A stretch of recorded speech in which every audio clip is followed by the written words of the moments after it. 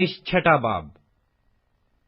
जब रुए जमीन पर आदमी बहुत बढ़ने लगे और उनके बेटियां पैदा हुईं, तो खुदा के बेटों ने आदमी की बेटियों को देखा कि वो खूबसूरत हैं, और जिनको उन्होंने चुना उनसे ब्याह कर लिया। तब खुदावंद ने कहा कि मेरी रूह इंसान के साथ हमेशा मुजाहमत न करती रहेगी, क्योंकि वो भी तो बशर है, तो भी उसकी उम्र 120 बरस की होगी।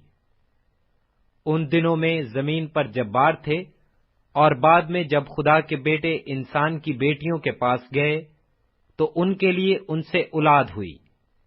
यही कदीम ज़माना के सूरमा हैं जो बड़े नामवर हुए हैं। और खुदावंद ने देखा कि जमीन पर इंसान की बदी बहुत बढ़ गई, और उसके दिल के तसव्वुर और ख्याल सदा बुरे ही होते हैं। तब खुदा जमीन पर इंसान को पैदा करने से मलूल हुआ और दिल में गम किया। और खुदावंद ने कहा कि मैं इंसान को जिसे मैंने पैदा किया रुए जमीन पर से मिटा डालूंगा, इंसान से लेकर हैवान और रेंगने वाले जानदार और हवा के परिंदों तक, क्योंकि मैं उनके बनाने से मलूल हूं। मगर नूह खुदावंद की नजर में मकबूल हुआ।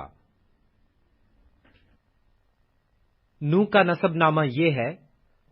नूह मर्दे रास्तबाज और अपने जमाना के लोगों में बेऐब था, और नूह खुदा के साथ साथ चलता रहा, और उससे 3 बेटे सम, हाम और याफ्त पैदा हुए। पर जमीन खुदा के आगे नाराज हो गई थी, और वो जुल्म से भर गई थी। और खुदा ने जमीन पर नजर की और देखा कि वो नाराज हो गई है, क्योंकि हर बशर ने जमीन पर अपना तरीका बिगाड़ लिया था। और खुदा ने नूह से कहा कि तमाम बशर का खात्मा मेरे सामने आ पहुंचा है, क्योंकि उनके सबब से जमीन जुल्म से भर गई। सो देख, मैं जमीन समेत उनको हलाक करूंगा।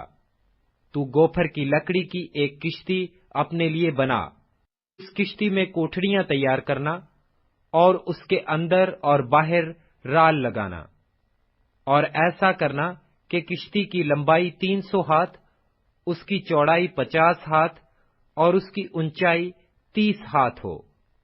और उस किश्ती में एक रोशनदान बनाना, और उससे हाथ भर छोड़कर उसे खत्म कर देना, और उस किश्ती का दरवाजा उसके पहलू में रखना, और उसमें 3 दर्जे बनाना, निचला, दूसरा और तीसरा।